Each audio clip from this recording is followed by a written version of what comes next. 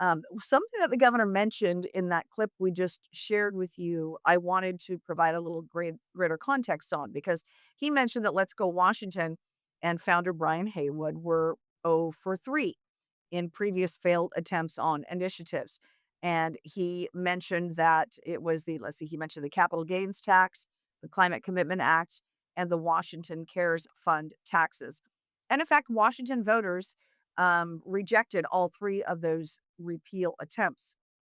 But what the governor failed to mention in that press conference, in that clip you just watched, was that Let's Go Washington has had many successes. And they also have two additional initiatives that are already qualified for the November ballot. We talked a lot about these.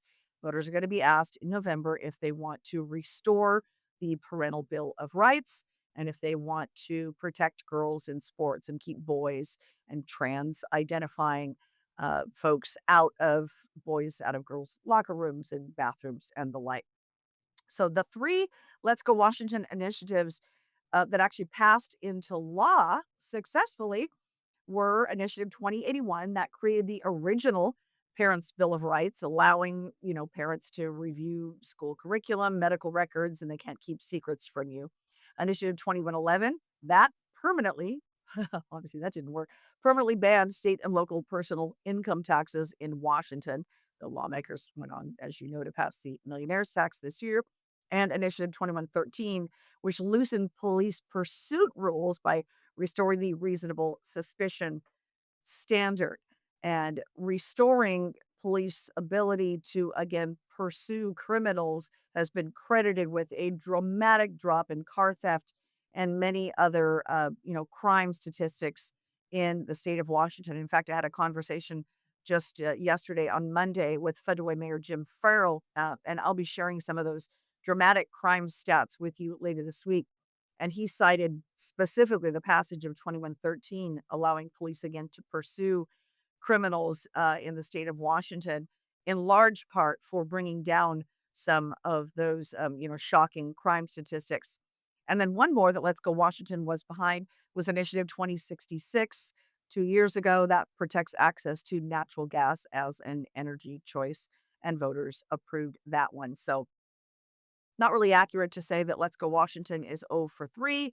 So I wanted to provide some accurate comment on that. That's the real record for Let's Go Washington at this point. So Brian Heywood and Let's Go Washington issued a statement just after the governor's press conference today, along with those other folks that are hoping folks will keep the newly passed income tax. And Heywood said this in part. Three public unions, I mentioned these a moment ago, SEIU, WEA, WFSE, are primarily behind this attempt to force an unconstitutional income tax on the state. These three already take in over $150 million every year, yet somehow are exempt from paying any taxes. The public unions have a collection of sock puppet politicians like J.B. Peterson, sponsor of the income tax, and Governor Bob Ferguson, who appear to be in their pocket and who are afraid to stand up and challenge the pig trough agenda of more spending and higher taxes. Again, that was from Let's Go Washington founder Brian Heywood in that statement emailed to the Center Square today. And then Jesse Proudman also issued a statement that went with Let's Go Washington's news release today. He's the founder of Venice AI. Seattle native has continued to voice his concerns about the income tax and the volatility of taxing a wealthy base. And we interviewed Jesse Proudman 2 months ago about his concerns with the income tax. So I wanted to share that with you once again. I started my first company from my dorm room at the University of Puget Sound in Tacoma. That company went on to be acquired by IBM in 2015, and I followed that on with two additional startups here in the state. I remember being a kid in Tacoma, coming to Seattle in early 2000, and just being in awe of the startup community here. I had to do a paper in middle school about technology and startups, and came and interviewed GoToNet executives on the pier at the waterfront. And it was really that experience that motivated me to get up into the startup ecosystem. The reality that you can build and create something from nothing, it's an inspiring vision, and one that really should and can get people ready to sort of pick themselves up from their bootstraps and create the companies that have made this region great. We look at the names that we see in the news on a day-to-day basis: Boeing, Starbucks, Microsoft, Amazon. These are all companies that were started by some founder here in the state and have grown to provide jobs for so many people. And so as I've watched sort of the progression and the villainization of the entrepreneurs in Washington over the last number of years, and then more importantly with this specific law, it's really become frustrating and depressing to think about what this state would be like without that entrepreneurial spirit. The reality is that this law specifically targets and penalizes entrepreneurs.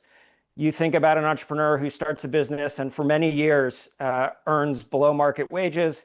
And if they are very lucky, a very small chance of success, and they get an exit, they sell their company, the state now comes to take 10% of that success.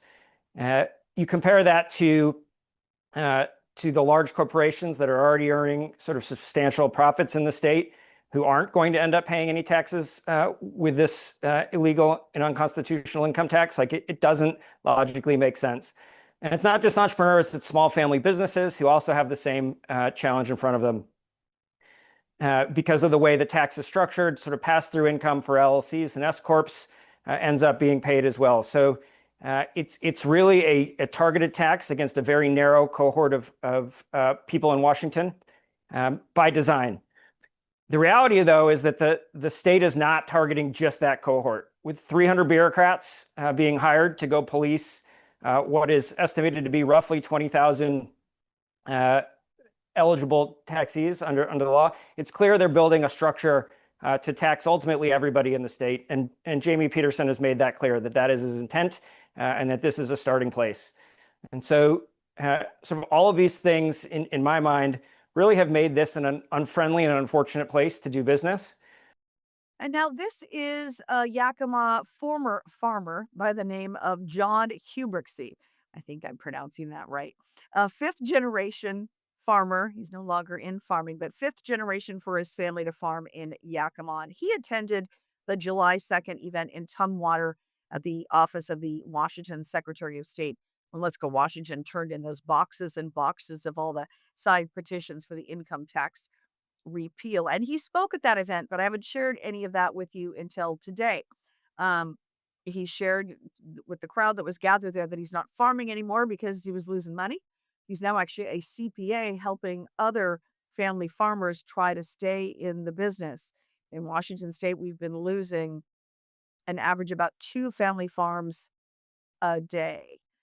I covered a story last year that looked at stats for a 5-year period with a loss of 3,700 family farms in the state of Washington, losing more family farms than any other place in the nation. And he believes that the passage of the income tax for many family farms will actually be the final straw.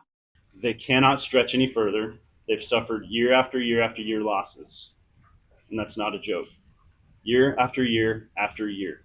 Their banks cannot stretch any further, and they're going bankrupt. We've lost more than 10% of our family farms in Washington state. Part of the capital intensive nature of farming that is so hard to bear for the family farm when additional regulations and additional taxes are put on the family farm is the competition they now face. If we're growing apples as a family farm, we're not competing with institutional money that is the only source of capital anymore that can compete and suffer through the regulatory environment here and continue on. The family farms cannot. They're not in a position to bear the burden of the taxation and regulatory environment that we now have here in Washington state. What profits there used to be in family farming will no longer stay in my community. They will not be reinvested in our schools. They will not be reinvested in our sports complexes for the kids. They will not be reinvested, period, because the money will flood out of the community when it goes to institutions that are nameless and faithless and somewhere else. The family farms can't bear the burden anymore. The income tax that was passed is just the latest instance of the burden increasing year after year. Now, Governor Ferguson said today he is entirely confident that Washington voters are going to reject the income tax repeal initiative, while at the same time, Haywood and Let's Go Washington said they're confident that voters are going to vote yes on Initiative 645 to reject the income tax. And again, we're waiting on the Secretary of State to officially certify that measure for the fall ballot. But certainly, given how many signatures were turned in, it is highly likely we're going to see that in November.